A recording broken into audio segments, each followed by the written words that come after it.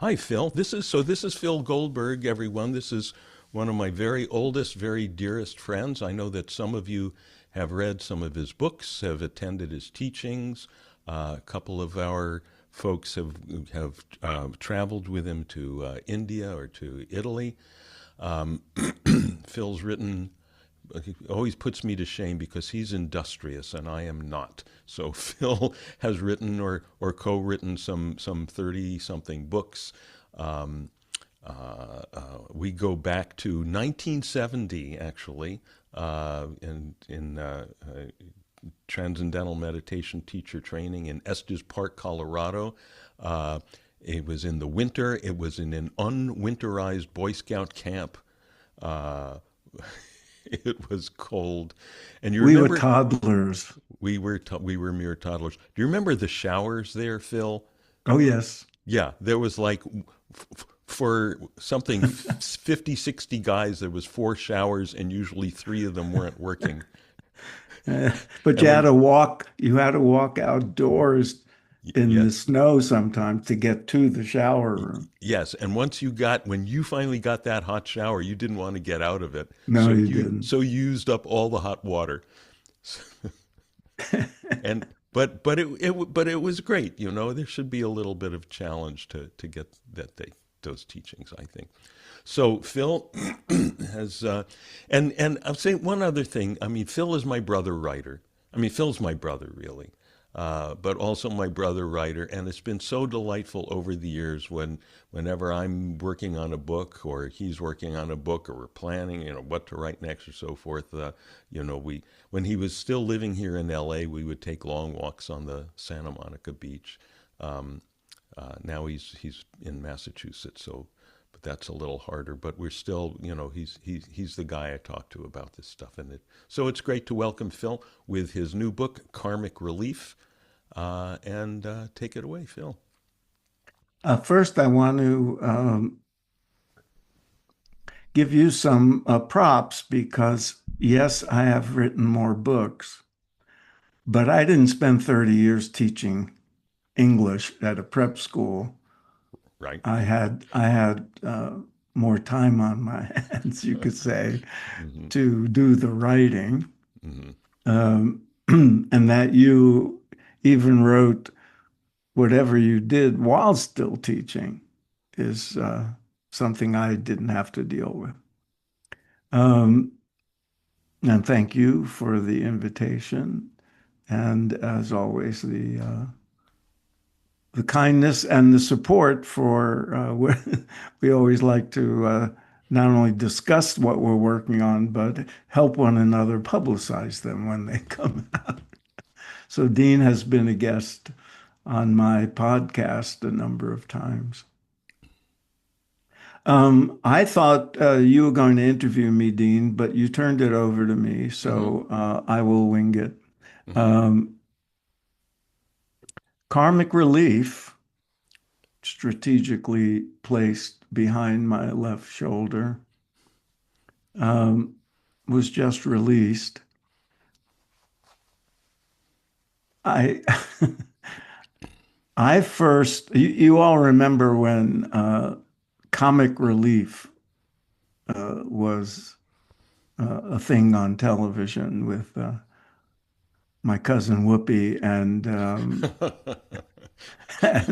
Robin Williams and Billy Crystal doing benefit with comedy. And at the time, I remember saying, using the pun karmic relief for fun. And at one point, it dawned on me that it would make a good book title.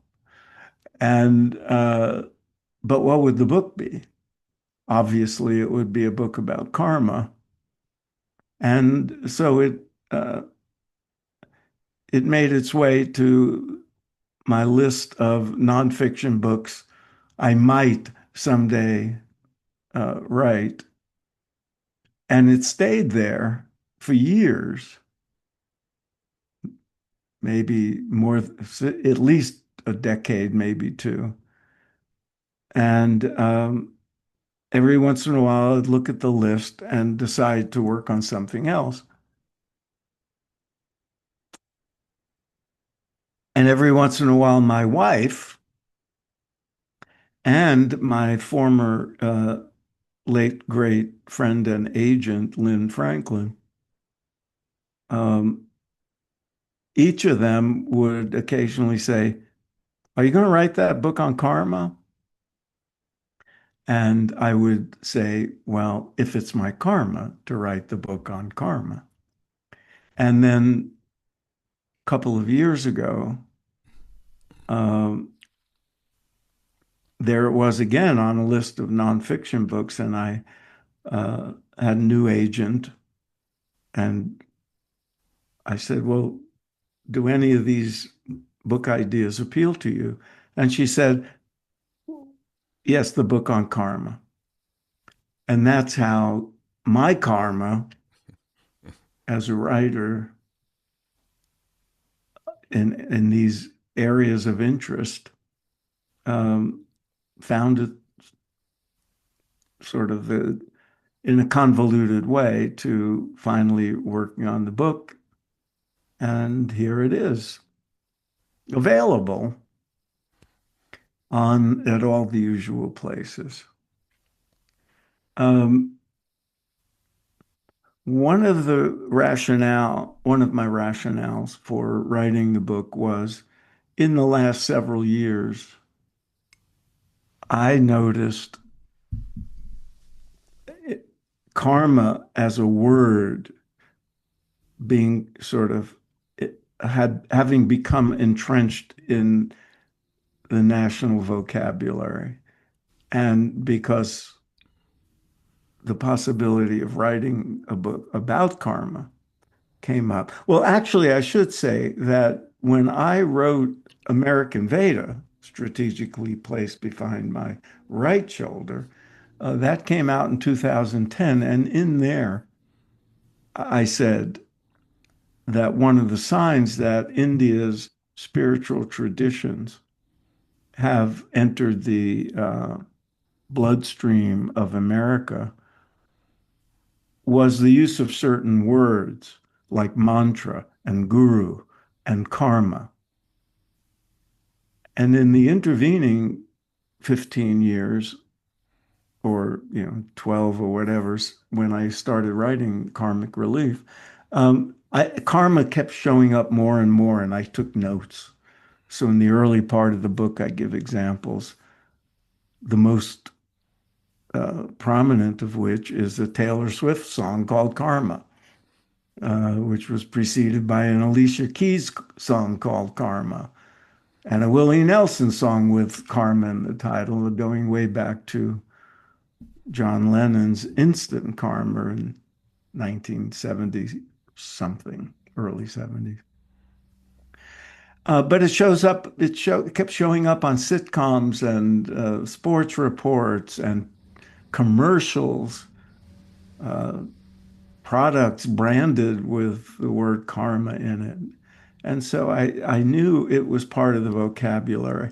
And then when I'd hear it mentioned, I'd say, well, people get the basic, it's kind of a shorthand for uh, laws of cause and effect that run through the universe and affect our lives. And when you ask people what they mean by it, they say, well, what goes around comes around. You reap what you sow. And if they're a little more sophisticated in a scientific way, they'd say uh, every action has an equal and opposite reaction. So these kind of metaphorical principle framings is how most people see karma. But then you see how much it's misunderstood or understood only in a overly simplified way and misused frequently. And so that's basically why I wrote the book. And it turned out to be uh, even more complicated than I thought it would be. And when my editor urged me to include in the book a historical overview of the term and its use and its under how it's understood. Boy, I had to dig into a lot of academic uh, publications and speak to a Swami or two and other scholars. And it's a very interesting and nuanced topic. But most of the book is in what we would think of as the self-help arena or the um, what's the right word?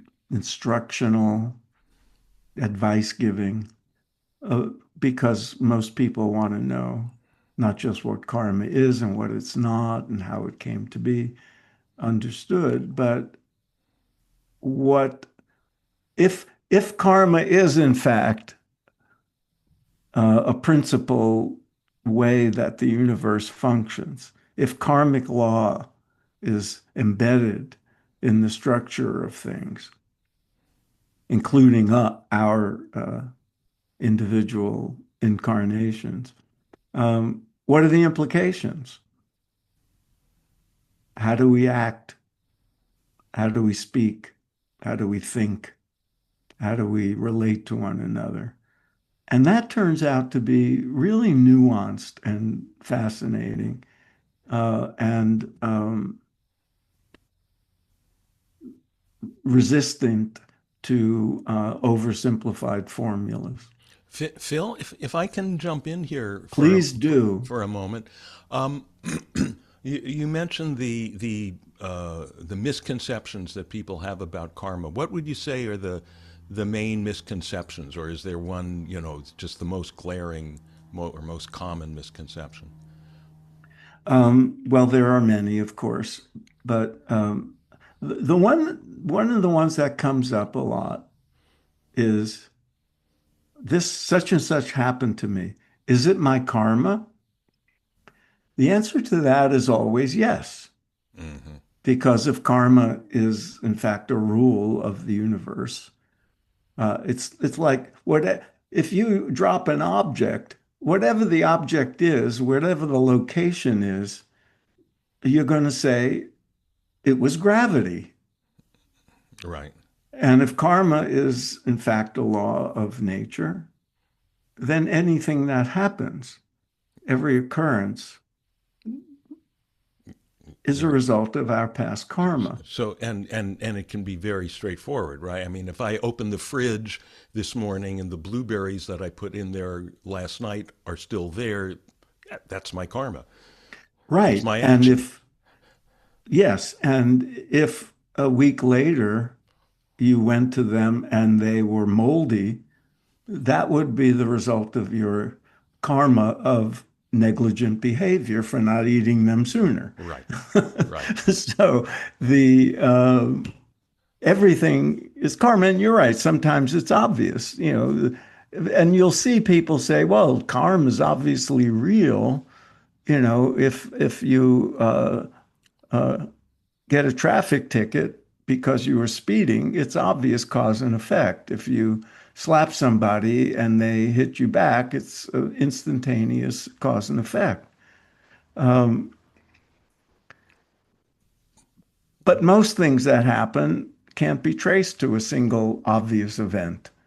Right. And that brings us to, a thing that you hear people say a lot, and I'm sure this came up in your writing of the book, where people say, well, everything happens for a reason. Yes. And often the implication of that is that, oh, X must have happened for reason Y, and that's not necessarily the case.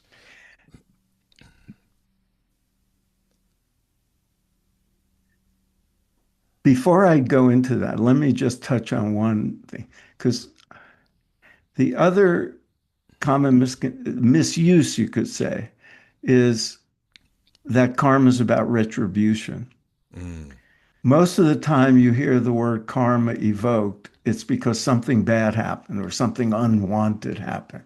Oh, these people were injured in a car crash. Well, it's their karma. Those poor people who uh, were caught in the flood is their karma. Your house was broken into. Well, it was your karma. You must have been a thief in your past life or whatever. Mm. And you hear that you see that in pop culture. So most of the songs are with karma in them, and there are many. It's usually of the "you done me wrong, now karma's going to get you" Right. kind Hmm. of formula. And if it shows up on a sitcom, it's because something bad happened. It's like, well, it's karma. But all the good stuff that happens is also karma because everything is the result of the past. And we never think that way. You get some unexpected blessing, a check in the mail, or some act of kindness, or some whatever it is, an invitation, some praise. You never think, oh, it's my karma. You just, accept it, hopefully with gratitude. But we evoke the word karma as if it was only about retribution, but it's about the blessings too. So to get back to everything happens for a reason, you could say that that's the case if by reason you mean the result of the accumulation of karma in the past leading to a certain confluence that of an event, uh, causes and effects leading to something happening in your life. So in that sense, if that's what you mean by reason, then it holds up. But what most people mean is there was some cosmic intention that, Hmm. for you, all designed for you in this moment. And that naturally leads to the person thinking, well, why was this meant to be? What is the reason for this happening? And then you get into pure subjectivity. Because if there's a cosmic reason maker, Yeah. if there's something happening we are not, that's beyond our pay grade as human Yeah. individuals. But what you can say is, I think this was meant to teach me something. Or even more accurate, I don't know why this happened. I don't know if there was some cosmic reason for this happening, but here's the meaning I'm going to attribute to this. And this is what I'm going to learn. This is how I'm going to use it to affect my behavior and my relationships or whatever going forward. So we're the meaning makers. We're the ones who create the reason for this happening. Phil, And if Phil, there's a larger cosmic uh, artistry going on, we really are not in a position to know that. Phil, the other day someone sent me a New Yorker cartoon, and shows two prisoners in their cell. You know, one on the upper bunk and one on the lower bunk, and one of them is saying, "You know, with each conviction, I feel that I learn a little more about myself." That's great. I wish I had that when I was writing the book, Hmm. because one of the things that comes up is many of the Eastern traditions, or at least the representatives of them, the teachers, the gurus, the roshis, and all the rest, um, they'll, I think, quite wisely um, portray karmic law as a kind of an educational system, Hmm. as a part of life as an evolutionary process of growth and spiritual development. So the karmic events that occur are like lesson plans. And we're to learn from them. We're to learn from the mistakes. We're to learn from the blessings and facilitate personal transformation and growth. And when we notice the same karmic stuff happening over and over again with each conviction, Yeah. Yeah. you could say with each failing grade, Hmm. with each F, Hmm. you know, then there's lessons to be learned from that. And you don't have to believe in karma to understand that. Any good psychotherapist would tell you the same thing.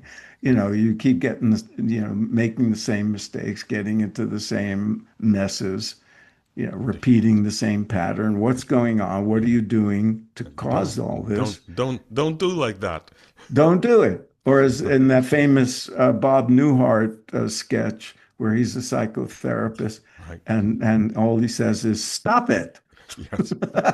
Yes. Phil, what did in doing all your deep research and talking to all these experts, what did you learn? What was new or surprising for you? Good question.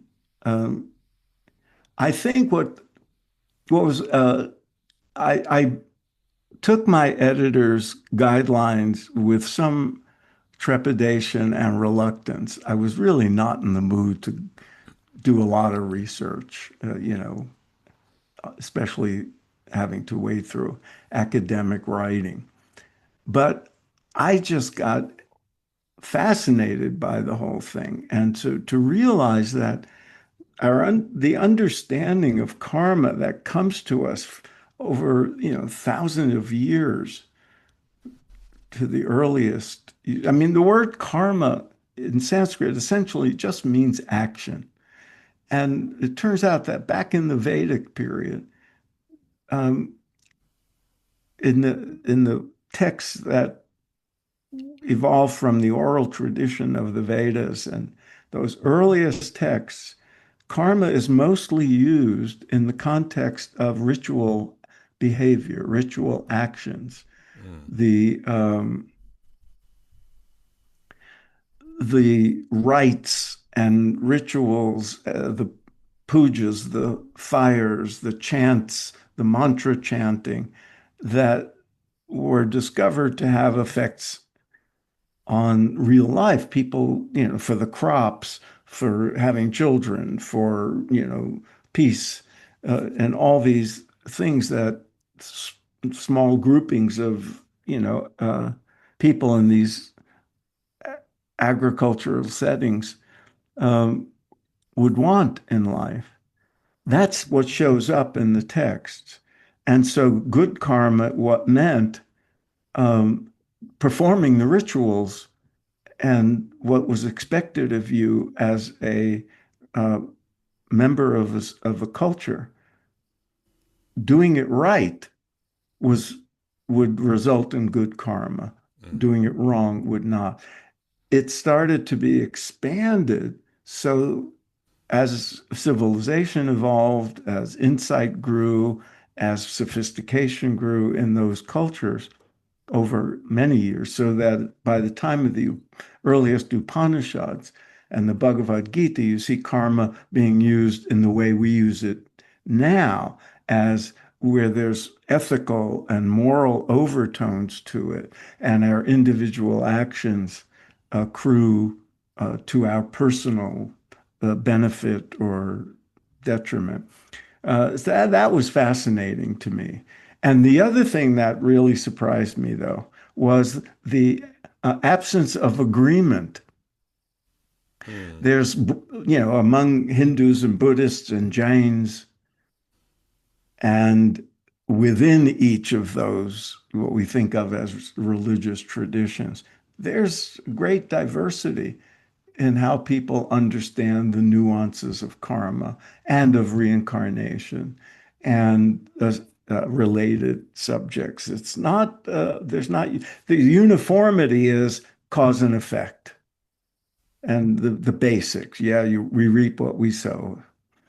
But the nuances, there's subtleties. There's not all agreement. Now, I didn't go into all that stuff in my book because I leave that to academics, but I drew upon it in my, writing for a general audience. And I was surprised by that. I shouldn't have been because I knew there was in most things, there's much more diversity of views within these, you know, categories we create.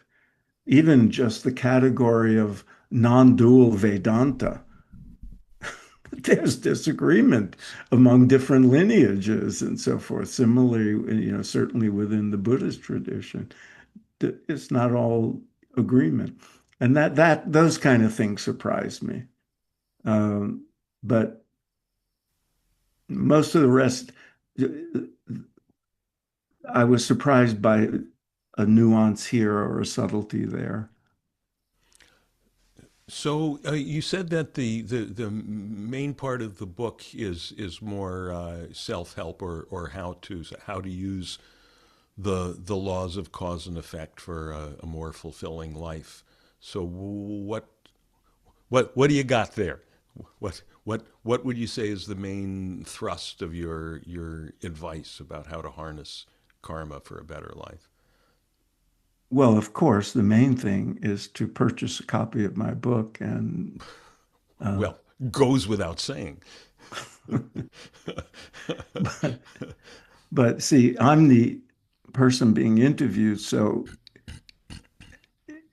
in an attempt to be humble, I would Hmm. expect you to say that, Dean, instead of me. Okay. Um, you know, in a certain way, It's apparently your karma that I have failed to do that. that's right. Yeah. In a certain way, and I joke about this, but it's real. My grandmother used to say, "Be nice." Hmm. Right. That's it. Hmm. You want good karma? Be nice. Hmm. Be good. Be kind. I mean, we know this. We know this. Even if we really can't wrap our hands around the possibility that karma, as it's understood, is really operative in the world, because, we can't prove it. It's not subject to quantitative analysis and formula. Um, but those of us who are prepared to accept that the world operates by laws of cause and effect, and that our actions would accrue to uh, our karmic bank account. So if we wanted to, uh, if we want the balance sheet to be more positive, more desirable, if we want fewer uh, negative things to happen and more positive things, we need to behave accordingly. And so, in one way, it's very simple. Every culture has its religious, ethical, and moral systems, and its secular moral and ethical systems. But things get complicated, and the interpretation of the ethical principles and how they're applied in life. It's like um, some people believe in the Ten Commandments, and if we all behaved according to the Ten Commandments, but then you look at a few thousand years of theology where everybody's arguing about what a given commandment really means and how it plays out in this circumstance or the other. The same is true of the yamas and niyamas in the Hindu tradition and the paramitas and in the Buddhist tradition. People have different interpretations. And when you apply them to real life situations, life gets a little complicated. And that's one of the ways to come back to an earlier question, Dean, um, when you asked, about the common misconceptions. One of them is, and it's an understandable one, uh, that if every action has an equal and opposite reaction, then we have to mind what we do when we decide how to act in the world. But one of the things that is made very clear in the literature about karma is action is preceded by thoughts and feelings. Speech is part of it. How we speak, our speech is an action, not just physical actions, but what we say. That matters karmically. How we say it, when we say it. Mm-hmm. And that's preceded by thought, some mental activity. How we think creates karma, Mm-hmm. even if we don't manifest our thoughts in speech or action. Just thought alone and our feelings alone. You may be perfectly nice on the exterior, but if you're seething inside with resentment and anger to the person you're behaving nicely to, that's different karma than if you're sincerely nice. Mm-hmm. Mm-hmm. And they speak a lot about intention. Mm-hmm. What is the intention? This is like it's very much like the the legal system being complicated. It's not just whether you punch somebody, it's why. Mm-hmm. It's not just, there someone died as a result of your actions. Was it murder in the first degree? Did you go out to kill that person? Was it an accident because you were driving drunk? Was it a total, you know, excusable act of self-defense? All these things matter in a court of law, and they matter in a karmic sense as well. So one of the examples I give in the book is every tradition says you shouldn't steal. You shouldn't take what's not yours from somebody who rightfully possesses it. So we have laws against theft and we have moral injunctions against theft. But somebody breaking and entering into your home and stealing things is creating different karma from the mother of a hungry child who shoplifts a candy bar. Mm-hmm. And these things matter. So we have to mind not just be nice, as my grandmother would say, but be sincerely nice. Yeah. You know that And your grandmother's advice reminds me of this story. You probably know this one about Aldous Huxley near the end of his life, when someone asked him, I think wrote him a letter saying, all your years of studying all the great philosophies and spiritual traditions, your experiences with psychedelic exploration and so forth, what is it? What life advice comes out of all of it? What does it all add up to? And he considered for a while, and he said, try to be a little bit kinder to people. yes, And right. I love the modesty, the non grandeur of that. You try and a little bit kinder. Yeah, yeah, that's right. And that's a brilliant example because there was no one smarter and better informed than Aldous Huxley. Mm-hmm. He was a savant. He was, a Renaissance man, if we think of it in certain ways. And and that's what it came down to. Yeah, My yeah. grandmother was not a savant. I don't know if she ever read a book, Uh huh. Uh huh. But but she knew she knew. be nice. She knew. What do you say to people who say, "Well, if karma is a reality, what about like a criminal, a mob boss who's responsible for all kinds of terrible violence and dies peacefully in his sleep?" Yes.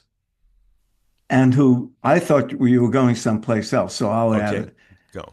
But who also was very kind to the shop owners in his neighborhood Mm-hmm. and in The Godfather, that famous scene of Vito Corleone, the Marlon Brando character, playing with the grandchild, Yeah. and you realize the humanity of this cold-blooded Hmm. killer and mob boss, that, he had a tender heart, and it Hmm. came out in, Yeah. and then he dies. Yeah. But Yeah. we see that. And so human beings are complicated, and the karma we create is complicated.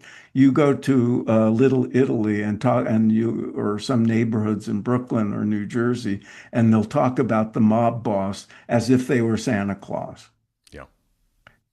because they were kind, Yeah.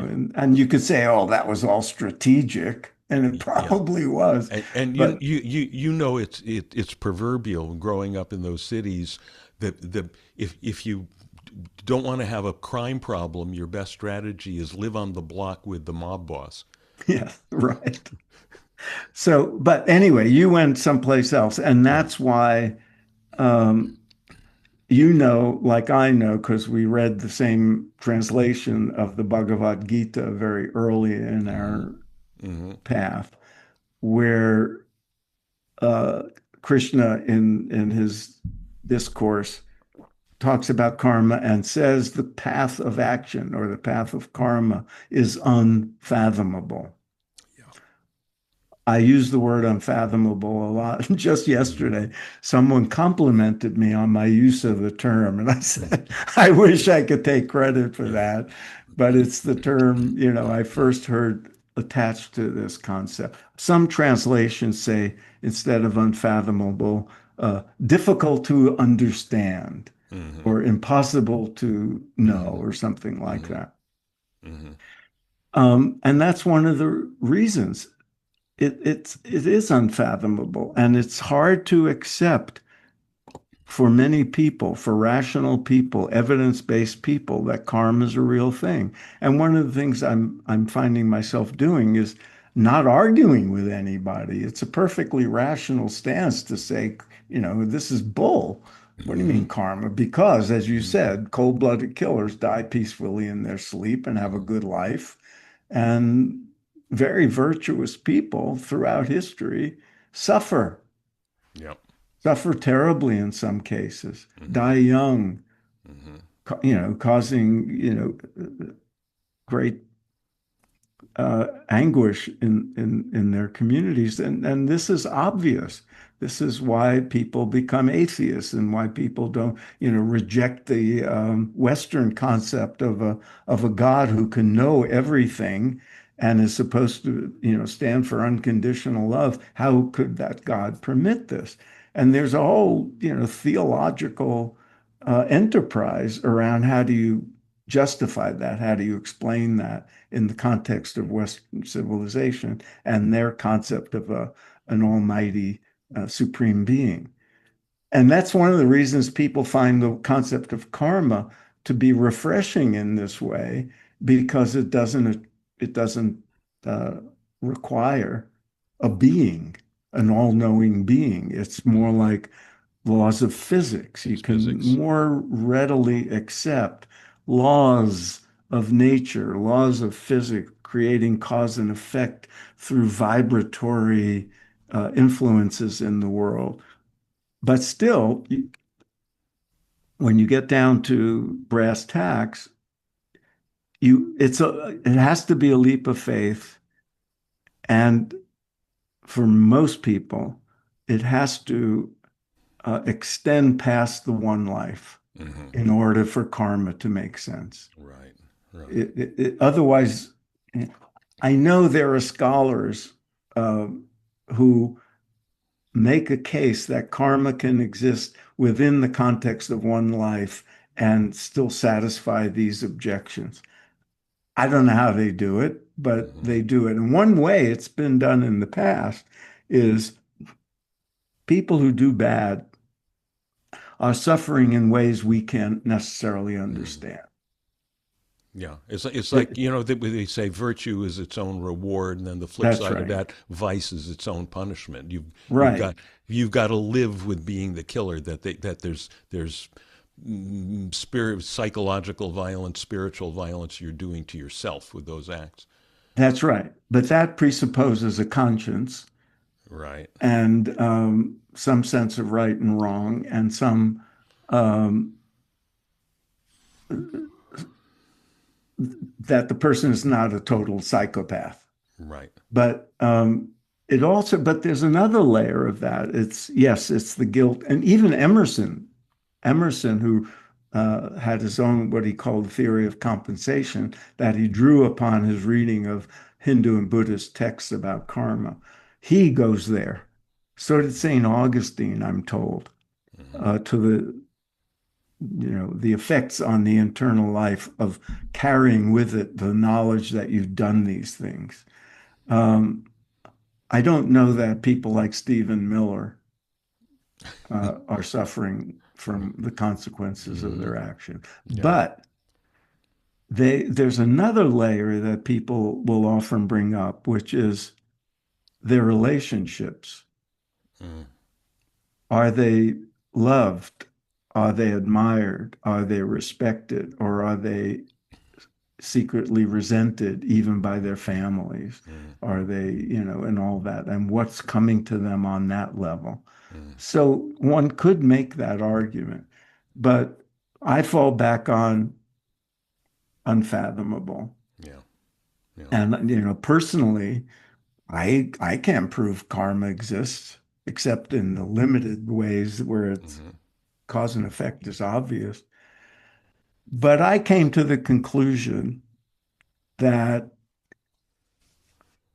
if I have to choose between uh, karma is real or karma is not, I will lean in the direction of karma is real because I noticed that ever since I became familiar with the term, if I'm making a decision and I remember karma, I'm more likely to do the right thing. Mm-hmm. Mm-hmm. Just even the possibility Yeah. Yeah. that, well, no one will know if I do this. Ah, Right. Yeah. Yeah. he knows if you've been bad or good. So be good for For goodness goodness. sake. The laws of karma, if they exist, okay, I'm going to err in that direction. Yeah. So I think it's a better bet. Yeah. Good. Yeah. Kind of a version of Pascal's wager, it's That's right. Exactly. safer to err on the side of, yeah, the stuff's real. I want to, in our time remaining, I want to open this up to questions or comments Yeah. from other people. So please raise your, yes, Jacob, please. Hi, Phil. Hi. Great to have you. Thank Um, you. I always come back to the grim one, which in discussions of karma, is there anything that karma could shed light on, a Palestinian child under the rubble or um, Yeah. a Jewish child in the Holocaust, or how do we make sense of, or does karma have any light to shed? Um, those are the kind of examples that throw this whole conversation about karma into another territory. And there's, to me, the only, at best, karma has a comforting value. If karma is real, then the victims of innocent, what seem to be innocent victims, in some way, somehow, their karma didn't cause this to happen. That's one of the misconceptions and drives me nuts. Oh, this happened to them. Well, it's the result of their past karma, so I can be indifferent to their suffering because it's their karma. And I've heard that too many times in my life, and I lose patience with it because I find myself saying, okay, it's their karma, but it's your karma now, how you respond to their suffering. Right. And Otherwise you're stuck with the karma of being an indifferent, callous SOB. that's right. That's right. So what's going to create better karma for you? Compassion and helping people in those circumstances, or being callous and indifferent. So that's one of the things about karma. People take karma and they start looking at the past, what happened in the past, trying to analyze it, which is usually a futile thing. Or they predict into the future, if I do this now, what'll happen later. But now, it's now. Karma brings you into the moment. It puts responsibility squarely on our shoulder. It assumes free will. So what you do now, regardless of what you know and how you frame it, is going to create karma for yourself going forward. Why all this suffering? Why hurricanes and floods and war victims? No one can know.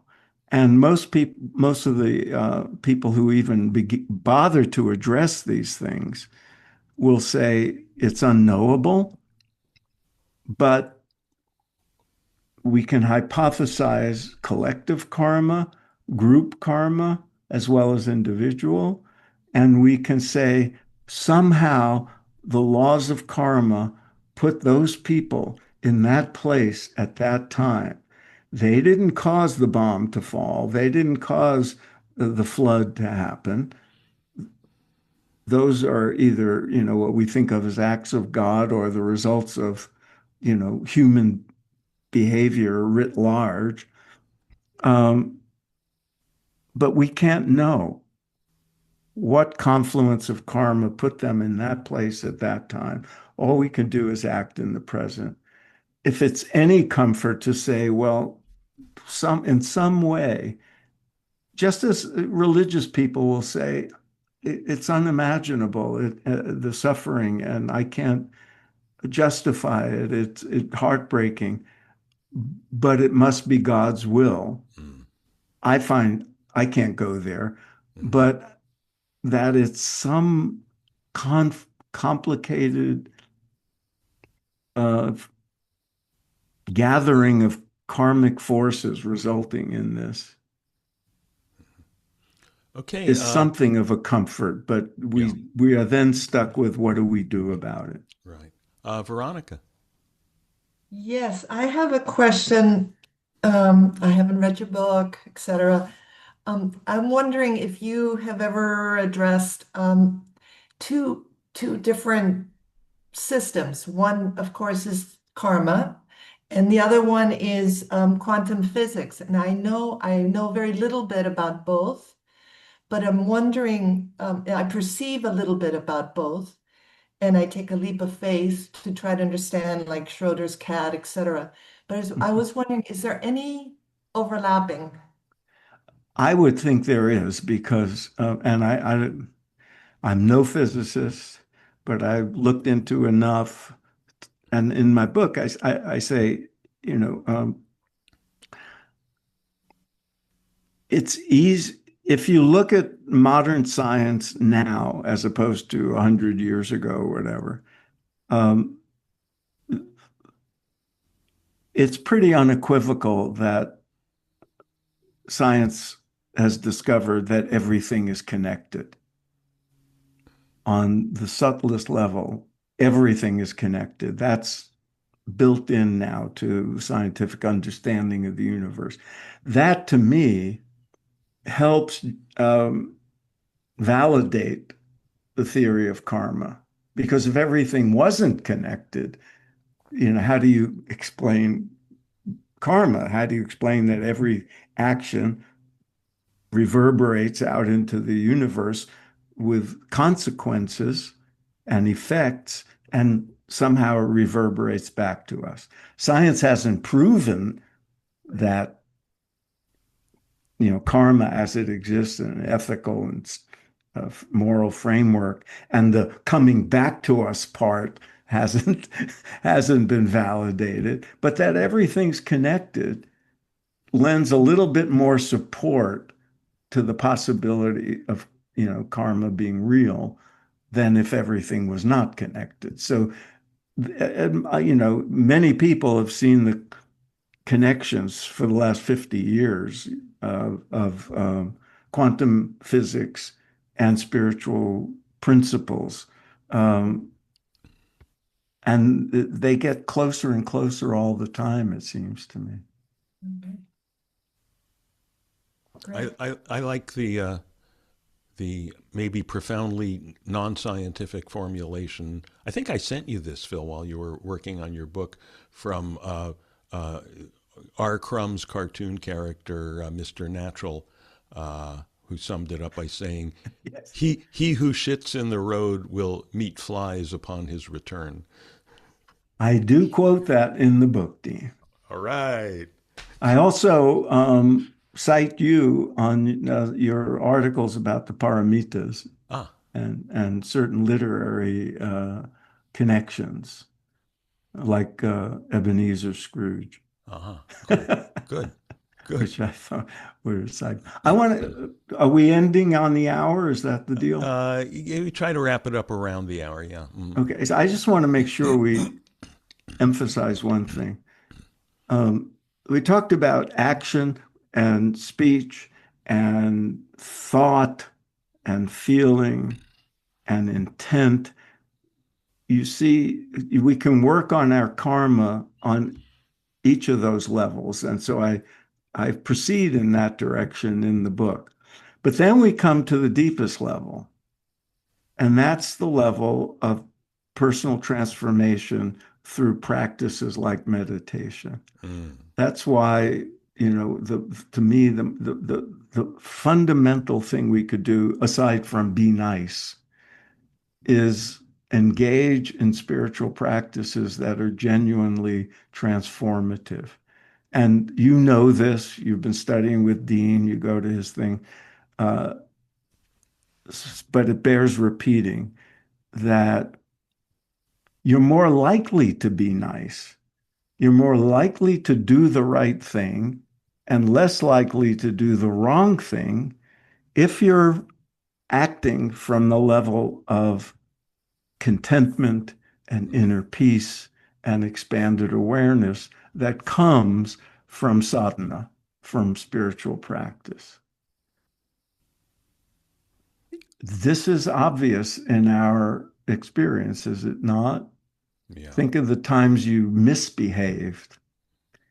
You were not content at that moment. You were wanting something, craving something, needing something. But if you're content, it's much easier to be generous and kind and inclined to do the right thing. And so to me, that is fundamental. It also puts you more deeply in touch intuitively with your own, with what's right for you. And it aligns you more with natural law and the nuances of the environment. So that to me is fundamental and basic, and that needed to be said. Yeah, I know. I agree. That I think that to me, if there's one upshot out of all of this study, that's it. When you were saying earlier, well, not just our actions create waves of karma, but so do our so does our speech, so do our thoughts, so do our feelings. But how can we control our thoughts and our feelings? We can't. We could try to suppress the negative thought, the unkind thoughts, but that's not real. They're still there. That we're just adding another layer of dishonesty with ourselves. But we all experience that when we meditate and we settle into that place of ooh ah, and then as we come out of it, we come out in a more content way, and we come and there's most of the people who come to these Zoom sessions have heard this story. I'm going to tell it one more time. When I first started going to weekend TM retreats after my fourth or fifth one, I came home. My girlfriend at the time, Phil, you knew her, Marilee, Merrily and we roll along. Marilee, yes, and Marilee said, Dean, every time you come back from one of these weekends, you're a little bit nicer. And I said, I am? I hadn't noticed, because whatever she was seeing was authentic. It was spontaneous. It wasn't me trying to do something. Yeah. So I take that as a kind of a really important confirmation of how this stuff works. And I have to say, in the yoga tradition, there's methods of converting negative thoughts to positive. And you're right, thoughts arise spontaneously, but the ones that come up and persist, if we're Mm, conscious, we could say, you know what, I'm going to switch. I'm mm, going, cognitive therapists do that. mm, Reframing. I'm mm, going to reframe that. mm, Instead of bitching and moaning about this situation and driving myself crazy, I'm going to try to have a different perspective on this. mm, And so sometimes even if we meditate, we get caught up in, you know, uh, mental activity mm, that, if we become aware of it, we could shift gears a little bit. It's not a guarantee. I still always come back to what you just said, that, go deeper and yeah. convert, from the level of being Yeah, and and get, and the two approaches are not mutually exclusive. no, they're not. In my experience and my observation of others, when some people will go to therapists for years and they seem stuck in the same story, That's right. but when you're meditating and you're going to that deeper place and the other stuff gets more loosened up, you can hear what the therapist is telling you. You can use those That's approaches right. more fruitfully. And you're more likely to notice even Yes. these negative thoughts arising and more likely to have the capacity to say, is there another way to look at this? Yeah. And encourage that. Uh, you also, if you're in a sangha, Hmm. you might have the opportunity to even discuss it, Yeah. which helps with the change of habit. Okay. So, Phil, thank you so much Thank for you. yeah for being here, and everyone, thank you all for showing up for our little tea party here. Can Um, I can I plug something? Please. Two things.